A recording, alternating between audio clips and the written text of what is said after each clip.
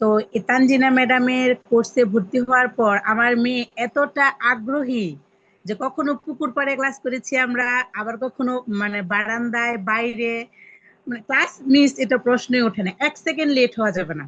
আর প্রত্যেকটা ক্লাস দেখা গেছে আমার মেয়ে করে নাই, শুধু আমরা পুরো ফ্যামিলি ছিলাম সাথে। আর ওর আবৃত্তি দেখে আমার আত্মীয় স্বজনরা তো অনেকেই ই হয়েছে যে কোথায় ভর্তি করেছে, কেমনে, কিভাবে।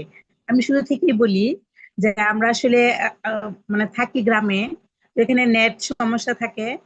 তো এই তানজিনা ম্যাডামের কোর্সে ভর্তি হওয়ার পর আমার মেয়ে এতটা আগ্রহী যে কখনো পুকুর পাড়ে ক্লাস করেছি আমরা, আবার কখনো বারান্দায় বাইরে, ক্লাস মিস এটা প্রশ্নই ওঠে না, 1 সেকেন্ড লেট হওয়া যাবে না। সে এতটাই সিরিয়াস। আর হচ্ছে খুব ভালো লাগছে। আর প্রত্যেকটা ক্লাস দেখা গেছে আমার মেয়ে করে নাই, শুধু আমরা পুরো ফ্যামিলি ছিলাম সাথে।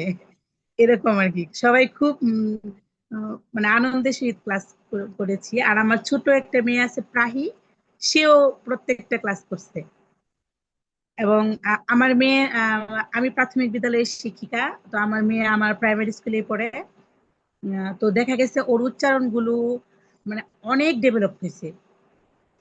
আমাকে শিখায়, ও আমাকেও শিখায়। আর ওর আবৃত্তি দেখে আমার আত্মীয় স্বজনরা তো অনেকেই হয়েছে যে কোথায় ভর্তি করেছে, কেমনে, কিভাবে। অলরেডি ভর্তি হয়েছে সেকেন্ড সেশনে মুনতাহা আর হচ্ছে মানহা। উম, এখন আরো 2-3 জন আমার সাথে আলাপ করছে, বলছে ভর্তি হবে। আমি বলছি আচ্ছা ঠিক আছে, আমি লিঙ্ক পাঠাবো। তো এই ভালো লাগছে আসলে, কি বলবো, অনেকক্ষণ বললেও শেষ হবে না এরকম। আর ম্যাডামকে তো সবকিছু কুল করে।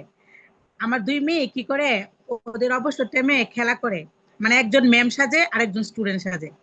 তারপরে ম্যাম যেভাবে বলে বাবা ডাকে, এই ডাকটা তাদের খুব প্রিয়, তারা ওইটা অনুকরণ করে। ম্যাম যেভাবে বলে বাবা ডাকে, এই ডাকটা তাদের খুব প্রিয়, তারা ওইটা অনুকরণ করে।